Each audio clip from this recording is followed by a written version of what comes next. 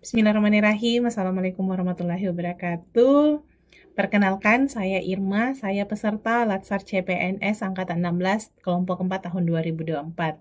Izinkan saya menceritakan sedikit terkait dengan plan myself yang ada kaitannya dengan manajemen ASN. Jadi terlebih dahulu, nama lengkap saya Irma. Saya berasal dari salah satu kabupaten yang ada di Sulawesi Selatan, tepatnya yaitu di Kabupaten Pinrang. Saya tumbuh dan besar di kabupaten tersebut. Saya mulai bersekolah dari SD hingga SMA. Kemudian di tahun 2011 saya melanjutkan pendidikan S1 saya di salah satu perguruan tinggi yang ada di Kota Makassar, yaitu di Universitas Muslim Indonesia, dengan mengambil bidang konsentrasi gizi masyarakat. Setelah lulus di tahun 2016, saya melanjutkan kuliah saya di Universitas Hasanuddin dengan bidang konsentrasi yang sama, yaitu gizi masyarakat. Baik, teman-teman, saya ingin sampaikan kenapa saya memilih menjadi seorang dosen atau memilih profesi ini. Jadi menurut saya menjadi seorang dosen adalah sebuah profesi yang sangat mulia ya. Karena kenapa? Karena kita dituntut untuk mencerahkan para peserta didik kita. Bayangkan ilmu yang kita berikan itu akan menjadi sebuah amal jariah nantinya bagi kita. Kemudian ilmu itu kita sebagai dosen harus menjadi seorang pembelajar karena kita akan mengupdate keilmuan kita selalu. Dan alasan berikutnya yaitu dosen itu dari segi waktu itu sifatnya flexibility. Jadi kita mempunyai kesempatan untuk menjalankan profesi ini dari fleksibilitasnya dalam melakukan pengajaran, penelitian maupun pengabdian. Jadi bagaimana pintar-pintarnya kita untuk time manajemennya. Nah, serta saya menganggap bahwa dari profesi ini berkaitan dengan income yang kita dapatkan atau pendapatan, itu tidak kita bisa pungkiri bahwa kita akan mendapatkan yang namanya gaji, namanya tunjangan, baik dari kita juga akan mendapatkan beberapa penghasilan dari proyek-proyek maupun dari riset yang kita ajukan, baik itu dari universitas maupun dari dikti sendiri. Jadi itu beberapa alasan ya kenapa saya memilih profesi ini. Oke, teman yang berkaitan dengan jabatan, ya jabatan saat ini yaitu sebagai dosen ya, sebagai dosen pemula. Untuk tugas dan tanggung jawab, jadi tugas kita yaitu ya melakukan tridharma perguruan tinggi. Yang pertama adalah pendidikan dan pengajaran. Kita memberikan perkuliahan, kita mengajar, jadi pengajaran baik itu sifatnya online maupun offline, membimbing mahasiswa, menguji mahasiswa, terus mempelajari bagaimana kompetensi di bidang pengajaran ini. Tugas yang kedua yaitu melakukan penelitian dan publikasi. Jadi kita membuat proposal, mensubmit, jadi mengasah kompetensi kita untuk mengetahui dan mengulik rasa ingin tahu kita terhadap suatu masalah ya. Jadi menyelesaikan masalah, baik itu secara sosial, demi kemajuan masyarakat kita supaya lebih sejahtera. Dan yang ketiga, kami melakukan yang namanya pengabdian kepada masyarakat, karena bagaimanapun kita itu tumbuh dan berkembang bersama masyarakat. Jadi untuk temuan kita itu kita kembalikan ke masyarakat. Jadi untuk pengabdian itu juga kepada masyarakat.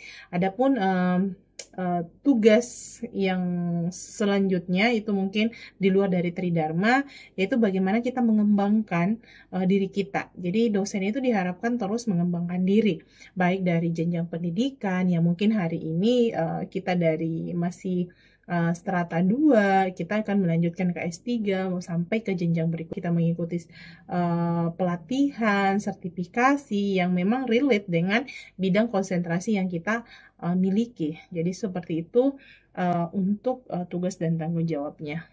Jadi untuk cita-cita apa sih yang atau karir apa yang akan diraih dalam profesi ini? Jadi tentu bagi saya untuk cita-citanya adalah jabatan tertinggi, jabatan fungsional tertinggi di bidang ini, yaitu kita ingin mendapatkan gelar guru besar di bidang keahlian, yaitu gizi masyarakat ya.